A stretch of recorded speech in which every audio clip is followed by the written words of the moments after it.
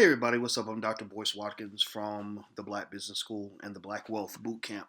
I had to take a second to reflect on something that I just got in my email. I got an email from a brother named Jerry, who told me that he has a wife and he's been a student of mine for a while. I didn't know Jerry, but I was glad to get his message. And I don't get a chance to read all my email, but I was really happy to get a chance to see his message. And for those of you who sent me messages, if I didn't reply, please don't take any offense. It's only because I get this many messages every day, and it's not always easy to get to them all. But I wanted to address something that Jerry brought up in his message that I think is very, very important for all young black men and older black men who are watching this video, as well as women who have men in their lives that they love, whether it's a brother, it's an uncle, it's a son, it's a father, it's any other black male friend, any black man that is a part of your life that you care about and you want to see him succeed. Here's my simple message for the black man. Uh, Look, we live in a world where black men, according to most economic indicators, are at the bottom of the barrel. You've heard me talk about this before. If you watch my videos, you've heard me mention this before, but I have to mention it again in a comprehensive, direct fashion so that we all make sure that we're on the same page with this message.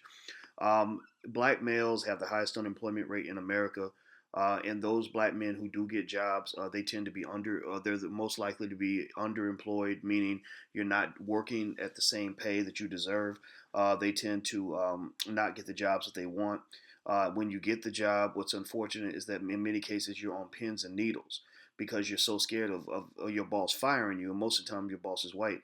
You're so scared of your boss firing you that you just literally go to work every day in a bundle of stress. You come home irritated. Maybe you drink a little bit in order to ease the pain and make it all go away. Maybe you find yourself wondering if is this the best life I could have? Is this the life I deserve? And what I see situations where black men become very desperate. Black men, we lose our dignity. We get to the point where we are begging so bad that we take pride in how hard we can beg. I haven't seen, for example, the Will Smith movie Pursuit of Happiness, and I love Will Smith. He's one of my favorite actors. One of my favorite people. I think Will is actually a smart guy. I think he's going to do some special things in his life, even beyond acting. And I saw this movie where this guy was so hungry to get a job that he did whatever it took, which I admire that. But we have to also understand that there's not too much pride in being proud of begging. So how much pride is there when we have pride in how hard we beg, how hard we just turn over every stone and do whatever it takes, lick every boot, kiss every butt, do whatever anybody tells us to do in order to get that one opportunity. Like you had that brother who played football, who held the sign up saying he was standing outside of the Kansas City Chiefs football stadium saying something like he'll run routes for food or something like that. And I just really felt very disturbed by that because I don't think black men should be in a position where we have to beg. White men are not in a position where they're begging. White men don't have to beg because the entire economic system was built around them and for them. And now you might think that's unfair, which it is. We know all this is unfair. We know racism is very real. I talk about racism all the time, and I'll say it to white people too.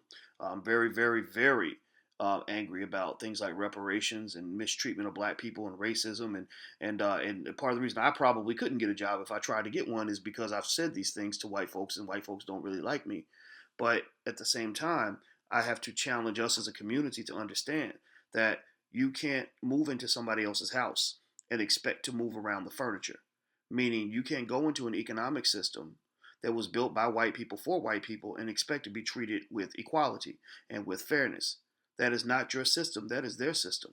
That was not built by your ancestors, it was built by their ancestors. Now, their ancestors robbed and raped and castrated and stole from our ancestors. That's why we don't have any wealth. But we can't really go back and change that right now. I think that we should have conversations about reparations. We should have honest reflections on history. I think that if white folks really want to truly heal things in America, they will support reparations to the tune of. But the problem is reparations will probably cost on a realistic level $8 to $10 trillion. They probably couldn't repay that, but 2 or 3 or 4 trillion, free education for black children, things like that, could go a long way. But putting that aside, here and now, and what's in front of us, and what's in front of us is a very disparate economic system. A lot of the reason that you are out here begging And the reason that you are out here giving away every ounce of your dignity, every ounce of your masculinity, every drop of your manhood just to survive is because you have been trained to be dependent on white people to get what you need. You have been trained from birth to believe that the best thing you can do in your life is to get an education so you can go work for a white man. You have never been trained to do what people do when they build industry, which is to go out and create something of their own. I used Walmart as an example with my students last week in the Black Wealth Boot Camp. I was talking about how in 1962, this white guy, Sam Walton, decided I'm gonna start a business. I'm gonna start a little store. I'm gonna call it Walmart, and I'm gonna leave it to my children. I don't know how big he thought Walmart was gonna be, but I don't think he thought it was gonna be worth $200 billion just 50 years later. And so the question you have to ask yourself is, what if Sam Walton had not done that? What if he had just said, I'm just gonna go beg somebody to give me a job. There ain't no jobs out here. I'm just gonna go. I'm gonna pound the pavement. I'm gonna show how desperate I am, and maybe somebody will feel sorry for me and hook me up, and so I can get maybe $10, $5 an hour, or something like that. Right back then, this is 1962. Right, so you have to think about what would have happened in his family, in his community, had he not taken the ambition to build something for the next generation. Well, the question is also applicable to you. What's going to happen if you keep begging for a job instead of going out and building something for the next generation? What happens if you find a way to survive by seeing how low you can scrape and beg and plead and bootlick in order to get a white man to hook you up? Do you really want to live like that? Is that how you want to live for the rest of your life? That's not how I'm living. I'm not going to live like that. When I was in certain jobs and I was being mistreated, I let them know, you're not going to treat me like a nigga. I'm not your nigga. That's not going to happen. So uh, I would just say to you that black man, and every black woman who's watching who loves a black man, brothers got to know. You tell people I'm not your nigga. And what does that mean though? You understand, independence comes with responsibility and expectation and an additional struggle. The additional struggle is you got to find a way to hustle and build something. Well, let me tell you like this: it's going to be stressful either way. It's going to be difficult either way.